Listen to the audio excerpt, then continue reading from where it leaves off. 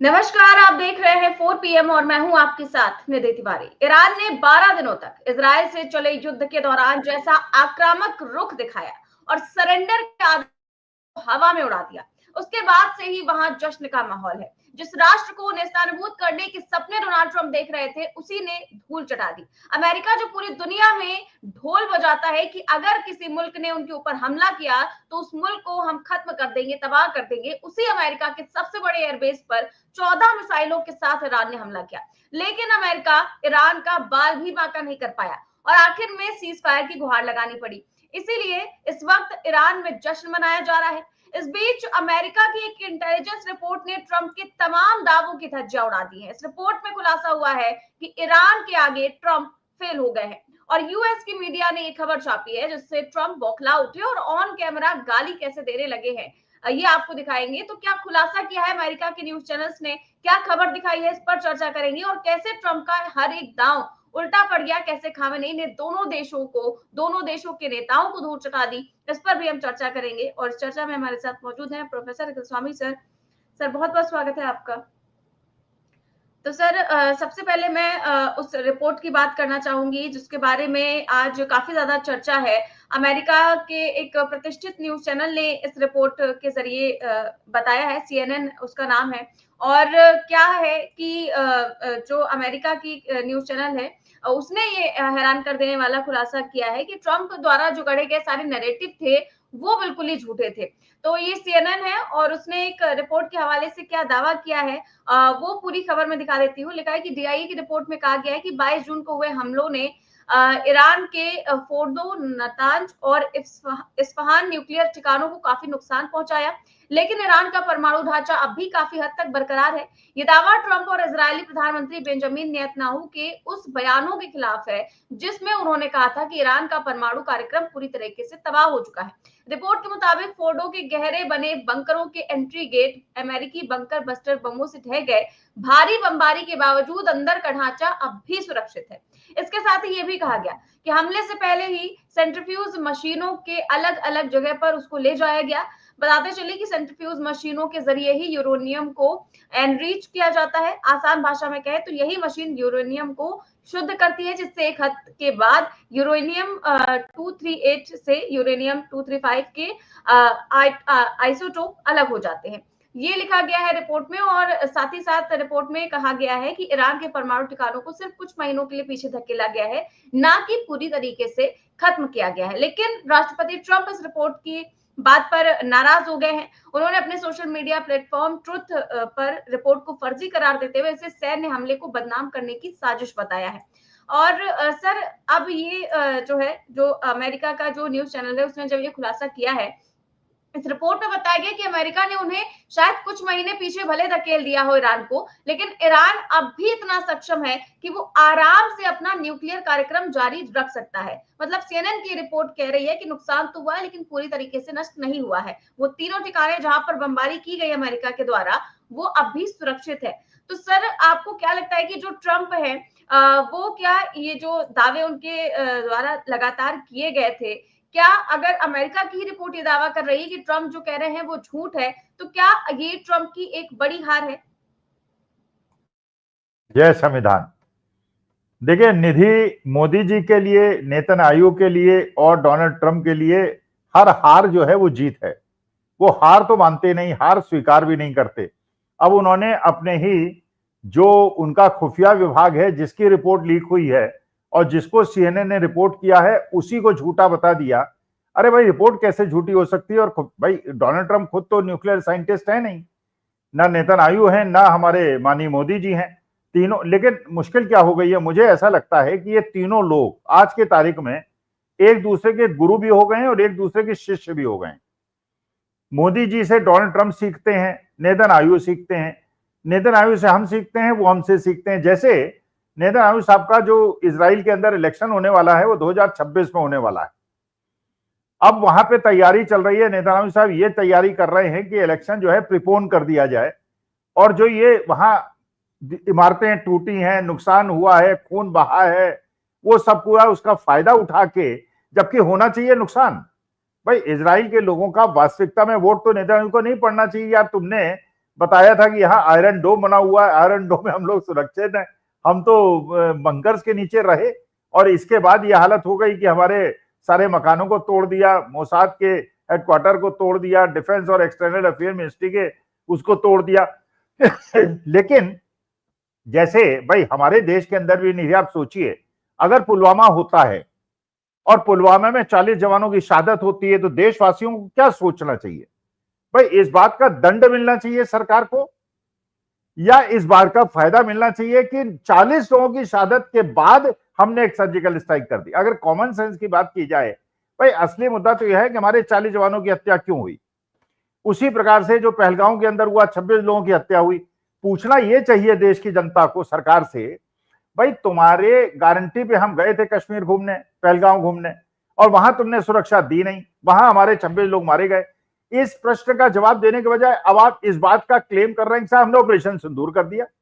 अरे यार, ऑपरेशन सिंदूर तो तुम रोज करो, रोज मारो पाकिस्तान को, घुस के मारो, कौन उसका विरोध करता है। लेकिन अपने 26 और 40 लोग जिनके, अच्छा वही इजराइल के अंदर की मेरे ख्याल से पब्लिक वैसी ही है।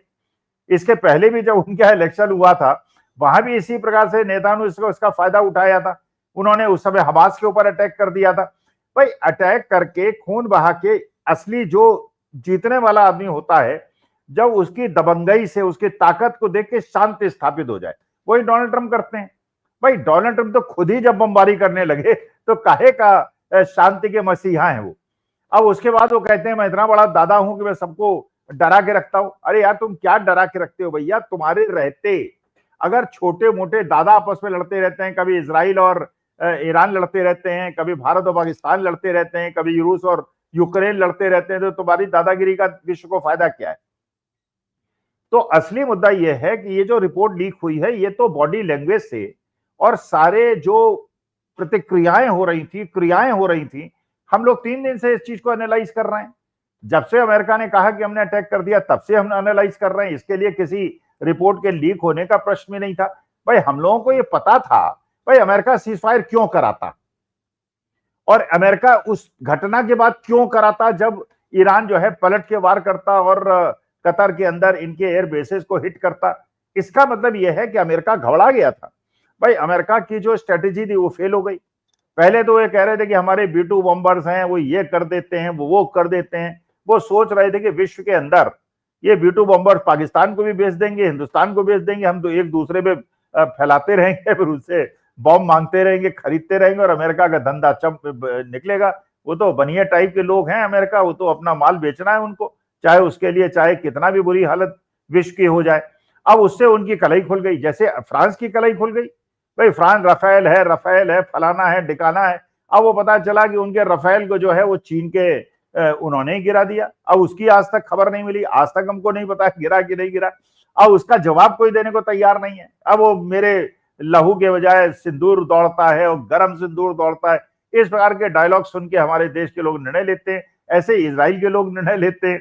भाई ये तो कान पकड़ के उठक बैठक डोनाल्ड ट्रंप से करानी चाहिए भाई, कि यार ये बताओ, तुम जो इतना B-2 बॉम्बर्स 200 फीट घुस जाते हैं, ढाई, हम लोग यहाँ अपना डिबेट में बोल रहे थे कि 200 फीट घुस जाते हैं, 250 फीट घुस जाते हैं, वो तो 15-20 फीट नहीं घुस पाए, और सारे बॉम्बर्स आपने गिरा दिए वहां पे और लौट के चले आए।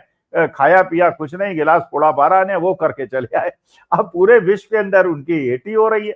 भाई CNN ने तो वो रिपोर्ट लिखी है जो उन्हीं की खुफिया एजेंसी के मेंबर ने लीक की है, किसी ने बता दिया, ऐसा तो है नहीं CNN इतना बड़ा खतरा ले लेगा कि नेशनल इंटरेस्ट की चीज को लीक कर देगी अगर वो सही नहीं होगा। अच्छा, ईरान ने भी अपनी पूरी धमकी जारी रखी, अपनी अब दबंगई। अब वो ईरान की बड़ाई कर रहे हैं डोनाल्ड ट्रंप साहब, ईरान बड़ा अच्छा देश है, फलाना है। अरे यार, अच्छा देश है तो उसमें हमला क्यों करवाया था तुमने इजराइल से? तुम ये हमास को और वहां पे गाजा पट्टी को और पैलेस्टीनियंस को सबको परेशान क्यों, तुम्हारा वो जो सौतेला पुत्र है या क्या दत्तक पुत्र है वो करता रहता है? उसे समझाओ कि ये गुंडागर्दी बंद कर दे, भाई वो भी शांति से रहे, बाकी लोग भी शांति से रहे, हम भी शांति से रहे, पाकिस्तान भी शांति से रहे। तो यहाँ पे जो भारत पाकिस्तान के बीच में एडवांटेज ले लिया था डोनाल्ड ट्रंप ने, वो ईरान ने नहीं लेने दिया, और सारा का सारा इनिशिएटिव जो है वो अपने हाथ में रखा। तो आज के तारीख में अगर इंटरनेशनल पोल हो जाए कि अगर विश्व का एक नेता हो तो वो कौन बने, मेरे ख्याल से डोनाल्ड ट्रंप चौथे या 5वें नंबर पे आएंगे, मोदी जी भी 7वें और 8वें नंबर पे आएंगे, नेतान्याहू कहीं 9वें 10वें नंबर पे आएंगे। जो असली कंटेस्ट होगा वो अयतुल्ला का होगा और राहुल गांधी का होगा। जो राहुल गांधी भी पीस की बात कर रहे हैं और जो अयतुल्ला है वो भी ये बात कर रहे हैं कि भाई हम पे हमला करोगे छोड़ेंगे नहीं, हम किसी पे हमला नहीं करेंगे, लेकिन अगर करोगे तो उसके बाद घर में घुस के मारेंगे। घर के घुस के मारना का मतलब ये होता है, लेकिन अगर सुरक्षा में चूक हो जाए और तुम्हारे निरीह लोग मारे जाएं, पाकिस्तान के आतंकवादी आके तुम्हारे निरीह लोगों को मार दे और उसके बाद तुम सर्जिकल स्ट्राइक कर दो, उससे हमें क्या मिलने वाला है? बिल्कुल सर। और देखिए कि जो ट्रंप ने इस रिपोर्ट को, जैसे ये सीएनएन की रिपोर्ट आई, अमेरिका की मीडिया में छाई, तो ट्रंप की बड़ी किरकिरी हो गई और ट्रंप बौखला उठे। इसीलिए ट्रंप सामने आए और उन्होंने सीएनएन पर ही उल्टा आरोप लगा दिए कि सीएनएन फेक न्यूज फैला रहा है। और इसको लेकर के उन्होंने अपना जो ट्रुथ वो इस्तेमाल करते हैं उस पर उन्होंने जो है ट्वीट या जो भी कहेंगे उसको लिखा।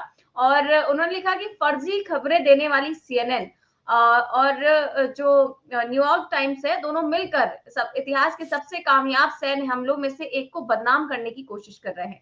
ईरान के परमाणु ठिकाने पूरी तरह तबाह हो चुके हैं। सीएनएन और द टाइम्स को पब्लिक मजा चखाएगी, ये ट्रंप ने लिखा है। सर, अब यहाँ पर ट्रंप कुछ भी कहे, लेकिन अब खुलासा तो हो ही चुका है, इंटेलिजेंस रिपोर्ट के जरिए खुलासा हुआ है और सीएनएन ने खबर भी दिखाई है। क्या सर भारत में भी ऐसा कुछ हो सकता है कि यहाँ की इंटेलिजेंस रिपोर्ट कुछ खुलासा करे कि मोदी जी ने जो दावे किए हैं वो पूरी तरीके से झूठ है, और फिर यहाँ के न्यूज चैनल्स उसको दिखाएंगे? भाई यहां तो ये हो ही रहा है, मेरे ख्याल से मोदी जी से ही सीखा है डोनाल्ड ट्रंप ने। भाई हमारे यहाँ ये बताया गया, खुद सोचिए आप, भाई होम मिनिस्ट्री के अंडर वो एजेंसी भी है जिसने स्केचेस जारी करके 4 स्केचेस जारी किए थे कि पहलगांव के अंदर जिन लोगों ने किया है वो ये नाम है उनके और ये फोटो है, किए थे। इन्हीं की एजेंसी थी ना, होम मिनिस्ट्री की एजेंसी थी ना। एनआईए जो है वो भी होम मिनिस्ट्री की एजेंसी है। अब वो कह रही है कि नहीं वो फर्जी फोटो थी, वो सारे स्केचेस गलत है और हमला करने वाले कोई और थे। इसका मतलब इंटेंशन क्या थी आपकी? आपकी इंटेंशन थी कि असली जो लोग थे उनको छिपाया जाए, उनको बचाया जाए। वो कहां से आए थे? वो नागपुर से आए थे, पुणे से आए थे, महाराष्ट्र से आए थे, वो किस हिमाचल, वो मध्य प्रदेश से आए थे, वो कहां से आए थे भाई? भाई असली मुद्दा यह है कि उनके, अच्छा फिर आप कन्हैया कुमार का आप देखिए, इतना बड़ा हंगामा किया था, पूरा जेएनयू को बदनाम कर दिया, जेएनयू में ये है, जेएनयू जो है फलाना है और राष्ट्र विरोधी है। हिंदुस्तान की टॉप यूनिवर्सिटी, उसको बदनाम किया, कन्हैया कुमार को बदनाम किया। अच्छा पूरा वीडियो जो हम लोगों ने भी देखा था, लेमैन ने भी देखा था, साफ दिखाई पड़ रहा था कि वहां 1000-2000 बच्चे इकट्ठा हैं, उसमें 5-6 बच्चों का एक समूह बिल्कुल चेहरे पहचाने जा रहे हैं, वो भारत तेरे टुकड़े होंगे इंशाअल्लाह, और वो बोल रहे हैं। कन्हैया कुमार को बाद में पता चलता है, वहां आते हैं, मामले को शांत कराने की कोशिश करते हैं, उनको बुक कर दिया गया, लेकिन उन 5-6 लड़कों को ढूंढने की कोशिश नहीं हुई जो कि गलत नारे लगा रहे थे। आज तक उनका पता नहीं चला। जामिया के अंदर एक लड़की थी, वो क्या शर्मा शर्मा थी, वो मुंह में पट्टा बांध के और डंडा लेके उसने वहां पिटाई की थी, हाथ पैर तोड़े थे लोगों को, आज तक उस पर कोई कार्रवाई नहीं हुई। तो देखिए ये जो इन लोगों ने अब धीरे धीरे, देखिए हम लोग जो कह रहे हैं, अच्छा वही डोनाल्ड ट्रंप कर रहे हैं, वो प्रेस को ही झूठा बता देंगे, फोर्थ स्तंभ को वो कर देंगे, किसी को बंद कर देंगे, 4 PM को बंद कर देंगे, इस पे वो कर देंगे, फलाना ठिकाना। इसी प्रकार की डिक्टेटरशिप वहां भी चालू हो गई है। खैर वहां पे चलिए, अभी फिलहाल हो सकता है जर्नलिज्म में इतनी ताकत हो कि डोनाल्ड ट्रंप से लड़ ले, लेकिन टेंडेंसी सबकी एक है। टेंडेंसी जो डोनाल्ड ट्रंप दिखा रहे हैं, और अपने ही पार्टी के अंदर उनका विद्रोह पैदा हो गया है, लोग उनके खिलाफ खड़े हो गए। यार ये आप आए थे शांति स्थापित करने के लिए, आप वहां पे आपने बवाल मचा दिया। अच्छा ईरान ने उनकी सारी हेकड़ी निकाल दी, सारे अस्त्र शस्त्रों का जो उन्होंने अपना वो किया था, उन्होंने बता दिया भैया कोई आयरन डोम बोम नहीं है, जहां चाहेंगे। अच्छा ये बताइए आप कि जो रूस है, जिसके आयरन डोम के बल पे इजराइल कह रहा था कि हमारे पास आयरन डोम है जिसको कोई भेद नहीं सकता, उस रूस के आयरन डोम को भी यूक्रेन जैसे छोटे देश ने स्मगल्ड ड्रोन से तोड़ दिया। तो इसलिए देखिए हांकना, मार्केटिंग करना, अपना माल बेचना एक अलग मुद्दा है, लेकिन असली जो है इशू कि अगर देश के अंदर आपको शांति चाहिए, देश के अंदर सद्भाव चाहिए, and everybody has to coexist, ये धर्म के आधार पर, ये जाति के आधार पे, उच्च वर्ग और नीच वर्ग, जैसे अब ये इटावा के अंदर हुआ है। अब निधि बताओ कितनी घृणित काम है ये। अरे यार जब तुम कहते हो और जब किसी से बात करो, किसी वाचक से वो करो, तो वो कहते हैं साहब ये तो कर्म के आधार पे वर्ण डिसाइड होता है। अरे यार जब कर्म के हिसाब से वर्ण डिसाइड होता है और यदुवंशी अगर कर्म के हिसाब से कथावाचक बनना चाहता है तो तुम उसको मारते क्यों, उसका सिर क्यों मुड़ा रहे हो? इसका मतलब यह है कि तो जो एकाधिकार है, और मैं तो अपील करता हूं, ब्राह्मण होने के बावजूद मैं अपील करता हूं, जितने ओबीसी और दलित हैं वो जाके भेंट चढ़ाना बंद कर दें, पैसा चढ़ाना बंद कर दें, केवल फूल इनको दें। वो जो है ना, वो क्या, वो बागेश्वर बाबा, उनके यहाँ जाके 1 रुपए दक्षिणा न दे, उनको केवल फूल की मालाएं दे, और वो कहे यार फूल मालाओं से मेरा पेट कैसे भरेगा? कहेंगे महाराज आपका तो बजरंग बली से सीधा संबंध है, बजरंग बली से ले लीजिए और खाइए और मस्ती कीजिए, हम पैसा नहीं चढ़ाएंगे। लेकिन ये कांवड़ के अंदर ये ओबीसी और दलित भी अपना जुलूस लेके निकल जाएंगे और उनके वो बन जाएंगे, चाहे मंदिर के अंदर ना घुसने मिले, चाहे सिर गंजा कर दिया जाए, चाहे इनको पेशाब कर दिया जाए, लेकिन उसके बावजूद ऐसे कर्म करते। तो ये जो जातिवाद है, ये जो वर्ण भेद है, ये जो रंग भेद है, ये सारी चीजें खत्म होनी चाहिए। जो भी इस सृष्टि के अंदर आया है, जो भी इस पृथ्वी के अंदर आया है, वो परमेश्वर की संतान है, वो परब्रह्म है, हम ब्रह्म हैं, हम उनके पार्ट हैं, मरने के बाद उन्हीं में विलीन हो जाने हैं, उन्हीं के अंश हैं। जब हम उनके अंश हैं तो कैसा जाति और कैसा धर्म और कैसा रंग और कैसा वर्ण। जी सर, और आप जो कह रहे हैं कि ट्रंप इतने सारे चीजों से गुजरे, इसीलिए जब ट्रंप ने कल सीजफायर करवाया ईरान और इजराइल के बीच में, लेकिन ना तो इजराइल माना ना ईरान माना, उसके बाद डोनाल्ड ट्रंप प्लीज प्लीज कहते रह गए कि प्लीज सीजफायर का उल्लंघन मत करिए, लेकिन उसके बाद भी कोई नहीं माना। तो डोनाल्ड ट्रंप इतना भड़क गए कि सार्वजनिक तौर पर मीडिया के सामने ही गाली देने लगे। वो वीडियो कल बहुत ज्यादा वायरल हुआ, मैं एक बार दिखा देना चाहूंगी कि क्या कहा Trump. that have been fighting so long and so hard that they don't know what the fuck they're doing. Do you understand that? तो सर ये बताइए कि इतने बड़े देश के ये राष्ट्रपति हैं और मीडिया के सामने ऐसे गाली बकने लगे सिर्फ इसलिए क्योंकि दोनों देशों ने इनकी बात नहीं मानी। और सर दूसरी बात ये कि जो ट्रंप सबसे पहले खामेनेई की हत्या की बात कर रहे थे, इसके बाद में ईरान के अनकंडीशनल सरेंडर की बात कर रहे थे, और इसके बाद तीसरी बड़ी बात वो जो कही गई उनकी तरफ से वो ये था कि वो तख्ता पलट करेंगे ईरान में। और ये तीनों चीजें डोनाल्ड ट्रंप की बिल्कुल उल्टी पड़ी, और डोनाल्ड ट्रंप और नेतन्याहू मिलकर भी बाल बांका नहीं कर पाए खामनेई का, ना तो तख्ता पलट ना अनकंडीशनल सरेंडर करवा पाए। तो उसके बाद अब जो इसके बाद का बयान सामने आया है वो मैं सुनाना चाहूंगी ट्रंप का कि अब वो क्या कह रहे हैं।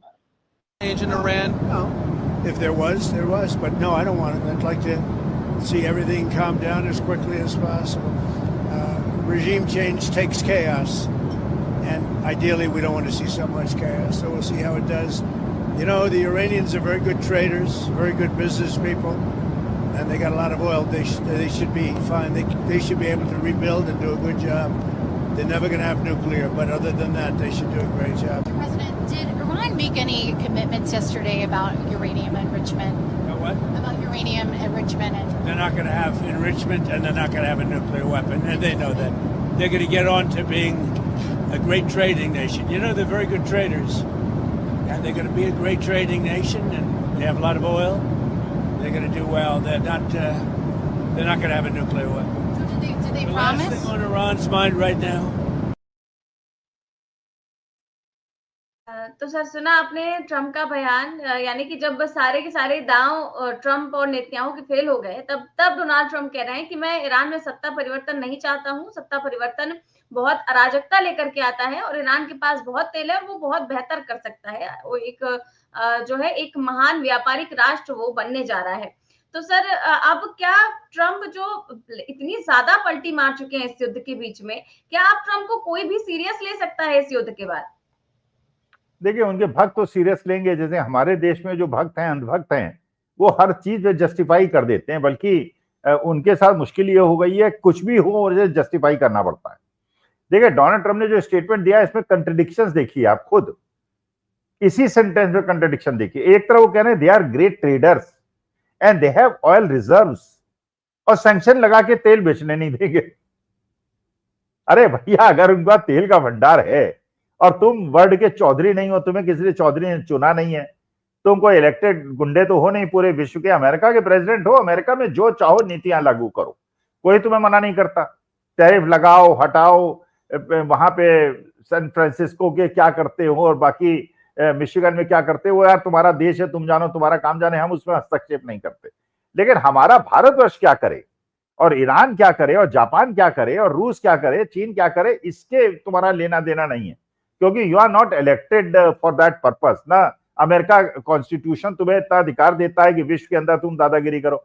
एक तरफ उनकी ट्रेडर्स कह के बड़ाई कर रहे हो, ऑयल के भंडार की बात कर रहे हो, और फिर सैंक्शन लगाते हो, फिर कहते हो कि भारतवर्ष में अडानी साहब ने उनके यहां से गैस खरीदी है, इसलिए हम इंडिया के ऊपर भी सैंक्शंस लगाएंगे। ये क्या, इसमें तुकबंदी क्या है? अगर ट्रेडर्स हैं, फ्री कॉम्पिटिटिव वर्ल्ड है, उनको अपना बिजनेस करने दो, अपनी नीतियों के हिसाब से करने दो। हमें अच्छा लगेगा खरीदेंगे, हमें नहीं लगेगा नहीं खरीदेंगे।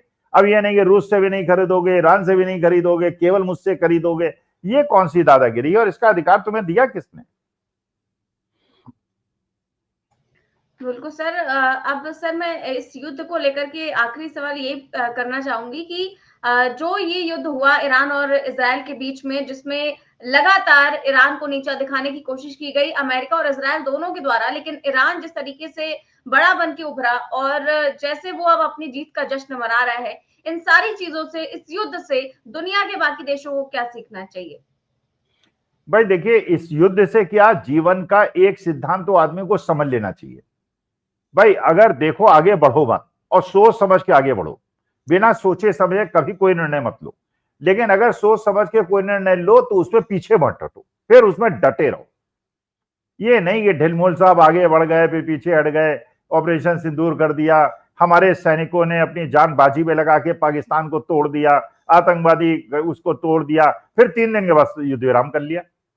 और अमित शाह का आपको स्टेटमेंट पार्लियामेंट के अंदर याद होगा कि अगर वहां और 3 दिन न किया होता तो हमने ये कर दिया होता। अरे यार, यहां 3 दिन तुमने और लड़ लिए होते और 6 दिन लड़ लिए होते, हमारी एयरफोर्स जो है पाकिस्तान के पूरे सारे टेररिस्ट कैंप्स को खत्म कर दिया होता। 21 टेररिस्ट कैंप्स थे, तुमने केवल 9 खराब करने दिया, और उसमें भी जयशंकर साहब ने पहले बता दिया। तो देखिए, झुको मत, फिर बढ़े रहो। अच्छा, अभी तक ये स्पष्टीकरण में नहीं मिला कि डोनाल्ड ट्रंप ने किया या नहीं किया। वो बेचारा, वो आदमी इसकी गवाही दे रहा है जो जिससे फोन पे बात ही नहीं हुई है। अरे उसे क्या पता है यार, वो तो जो मोदी जी ने बताया, पीएमओ ने बताया, वो उसने पढ़ के सुना दिया।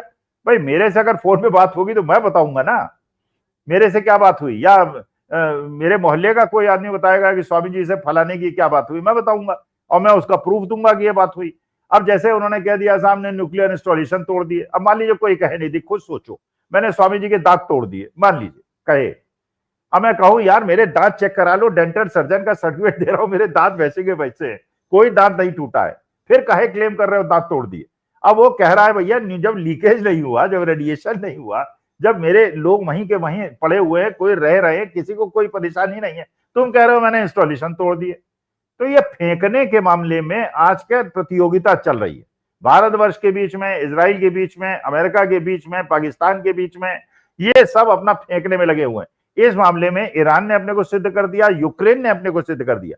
भाई Ukraine is a small country in front of Russia, Russia is a super power, लेकिन वहां भी अभी तक ऐसा नहीं हुआ है कि न्यूक्लियर इंस्टॉलेशन को हर्ट करे। भारत पाकिस्तान के बीच में भी न्यूक्लियर इंस्टॉलेशन को किसी ने हिट नहीं किया, और अमेरिका प्रेसिडेंट खुद कह रहे हैं कि हमने नेशनल लॉज का उल्लंघन किया और हमने न्यूक्लियर इंस्टॉलेशन को हिट कर दिया, और अगर रेडिएशन लीक हो गया भैया तो वो लोग जाने न जाने, हम तो अमेरिका बहुत दूर में है, हमें कोई अंतर नहीं पड़ेगा। इसका मतलब यह है कि आपके लिए इंटरनेशनल लॉज कोई महत्व नहीं रखते, आपके लिए केवल अपने वोट पक्के करने के लिए, जैसे हमारे देश में चल रहा है वैसे ही इजराइल में चल रहा है, वैसे ही अमेरिका में चल रहा है। जी सर, ये तो ठीक बात है। और अब बात करते हैं सर भारत की, कि भारत में अब क्या चल रहा है, क्योंकि आज ही जैसे ही कल सीजफायर का ऐलान हुआ, और क्योंकि न्यूज चैनल्स में तो आप देख रहे थे कि केवल उसी पर चर्चाएं हो रही थी और होनी भी चाहिए। फिलहाल अब मल्लिकार्जुन खड़गे ने आज एक प्रेस कॉन्फ्रेंस की है और इमरजेंसी के 50 साल पूरे होने पर उन्होंने भाजपा को घेरा है, क्योंकि उसको लेकर के भाजपा ने जिस तरीके के प्रोग्राम चलाए थे 50 साल पूरे होने पर, क्या कुछ कहा था, उन सारी चीजों को काउंटर करते हुए क्या कहा है, मैं उनका बयान सुनवाती हूँ। जो लोग संविधान बचाओ की बात अब कर रहे हैं, इमरजेंसी 50 साल होने के बाद इमरजेंसी का फिर से वो बार बार दोहरा रहे हैं। जो चीज को सभी ने भूल दिया था और ये जो चीज समाप्त हो गई थी, इसको उछालने के लिए वो फिर कोशिश कर रहे हैं। साथियों, जिनका देश की आजादी के आंदोलन में कोई योगदान नहीं रहा और जिनका संविधान निर्माण में कोई योगदान नहीं रहा, उनके कोई लोग इस संविधान को बनाने में कोऑपरेट नहीं किए, तो हमेशा संविधान के खिलाफ बात करते गए। और जो संविधान बाबा साहब अम्बेडकर, पंडित जवाहरलाल नेहरू जी और सभी ने, कांग्रेस के नेताओं ने कॉन्स्टिट्यूएंट असेंबली में बहुत दिन तक बहस करके एक संविधान तैयार किया था, उस संविधान को भी उन्होंने रामलीला मैदान में जलाया और उन्होंने जहां तक कि नहीं, बाबा साहब अम्बेडकर का पुतला, नेहरू जी का और गांधी जी का फोटो उन्होंने जलाई और वो ये चाहते थे कि जो संविधान बाबा साहब अम्बेडकर इन्होंने बनाया है, उसमें हमारा पारंपरिक जो संस्कृति है उसके अंश इसमें कुछ भी नहीं है, चाहे वो अपने मनुस्मृति के तत्व हो या वो जो खास करके बीजेपी विश्वास रखती है, उन तत्वों का उसमें उल्लेख नहीं है। इसीलिए इस संविधान को हम नहीं मानेंगे। ये कहने वाले लोग आज उनको बुद्धि भगवान ने दी, ये कहूं क्या जनता ने दी, ये कहूं, मारा अब उनको बुद्धि आ गई जब हमारे 1 साल से चल रहा है संविधान बचाओ यात्रा, उससे बीजेपी घबरा गई। के बाद संकट में है, ये जो संविधान है, ये जो संकट में है, आपके वजह से है, किसी और के वजह से नहीं। आप ही इस संविधान को संकट में डालें, आपको बर्बाद, देश को बर्बाद कर रहे हैं। और फ्रीडम ऑफ एक्सप्रेशन है, कोई अच्छी बात करता है या कोई अपनी सलाह देता है, देश के हित में अगर पत्रकार बात करता है, देश के हित में अगर कोई लीडर बात करता है, तो कभी भी वो सहन नहीं किए। फ्रीडम ऑफ एक्सप्रेशन कहाँ है? फ्रीडम ऑफ मूवमेंट कहाँ है? छात्र भी अगर कुछ बात करते हैं, उनको देशद्रोही बनाया जाता है। कोई जर्नलिस्ट बात करता है, उसको अंदर डाला जाता है। कोई चैनल, कोई पत्रिका कोई लेख लिखता है देश को सुधारने के बारे में या उनके गलतियां जो हो रहे हैं वो तो बताता है, उसको भी वो स्वीकार नहीं करते। अरे जिस गवर्नमेंट में टॉलरेंस नहीं है और फ्रेटर्निटी नहीं है और किसी को लिबर्टी नहीं है बोलने का, तो ऐसे लोगों को, ऐसे लोग हमको बुद्धि देने का, सिखाने का काम नहीं करना चाहिए। ऐसे लोगों से कोई लोग सीखने वाले नहीं। सिर्फ भाषण से पेट नहीं भरता भाई, देश को राशन की भी जरूरत है, लोगों को पेट भरने के लिए अनाज की जरूरत है। इधर ध्यान दो। वो सब छोड़ दिए। कोई उनका चेला बोलता है विश्व गुरु है। अरे गुरु अपनी समस्या ही नहीं सुलझाया। तो सर खड़गे जो है वो कह रहे हैं कि संविधान के असली दुश्मन तो बीजेपी है, कि कोई अगर स्टूडेंट है वो देश हित में बात करता है तो उसको देशद्रोही बता देते हैं, कोई पत्रकार कुछ लिखता है तो जेल में डाल देते हैं, कोई अगर पत्रिका सरकार की खामियों पर लिखती है तो उस पर ईडी वीडी भेज दी जाती है। तो सर जिस सरकार में लोगों को बोलने की ही आजादी नहीं है, उनसे क्या उम्मीद की जा सकती है? देखो निधि, अगर मैं खड़गे साहब को एक प्रश्न और दे देता कि ये भी जरा बीजेपी से पूछ लीजिए। भाई देखिए, ये बात सही है, 74-76 में हम लोगों ने भी इमरजेंसी का विरोध किया था, और हम लोगों ने हमेशा किया था, इसलिए किया था कि इमरजेंसी, ये बात अलग है, वो संविधान प्रदत्त थी, संविधान के अनुसार थी, संविधान का उल्लंघन नहीं थी, लेकिन गलत थी, क्योंकि जो हम लोगों की फ्रीडम है उसको इमरजेंसी के तहत वो किया गया था, सस्पेंड किया गया था, जिसका हमने विरोध किया था। लेकिन ये खड़गे साहब अगर पूछे भारतीय जनता पार्टी से, आपका जो पितृ संगठन है जो हर जगह आपके साथ रहता है, चाहे राम जन्मभूमि का शिलान्यास हो या उसकी प्राण प्रतिष्ठा हो, मोहन भागवत साहब किस हैसियत से वहां बैठते हैं, लेकिन चलिए, आरएसएस आपकी पितृ संस्था है, सबको पता है। इमरजेंसी का समर्थन आरएसएस ने क्यों किया था? हमने तो नहीं किया था, लेकिन आरएसएस प्रमुख ने एक पत्र लिखा था। वो पत्र अगर आज पब्लिक कर दिया जाता कांग्रेस की तरफ से, खड़गे साहब की तरफ से, कि साहब हम समर्पण करने को तैयार हैं, हम सहयोग करने के लिए तैयार हैं, और बहुत सारे लोगों ने अपोजिशन की, जो आज अपोजिशन बैठे हैं, पत्र लिख के कहा था कि इमरजेंसी का समर्थन करते हैं, जिसमें बाला साहब ठाकरे भी थे और जिसमें आरएसएस भी था। तो देखिए, ये बात अलग थी कि वो गलत चीज थी, हम युवाओं को खराब लगती थी, लेकिन बहुत सारे लोगों को अच्छी भी लगती थी। इसलिए लगती थी, ट्रेन बिल्कुल टाइम पे चलती थी, ट्रेन चूही नहीं करती थी। आज के तारीख में वंदे भारत ट्रेन में दिखा रहे हैं पानी जो है लीक कर रहा है, एरोप्लेन जो है वो कहीं उड़ता है, बिना तेल भरे उड़ जाता है, कहीं बाएं गिर जाता है, कहीं दाएं गिर जाता है, कहीं ट्रेन भिड़ जाती है, कहीं 600 आदमी मर जाते हैं। होता कुछ नहीं है, क्योंकि इमरजेंसी नहीं है। लेकिन अगर मान लीजिए हमारे, और खैर आज तो इतना करप्ट हो गई है सोसाइटी 2014 के बाद, अधिकारी भी तलुए चाटते रहते हैं, उनको भी अपने संविधान के प्रति जो उनका कर्तव्य है उसका निर्वहन नहीं करते।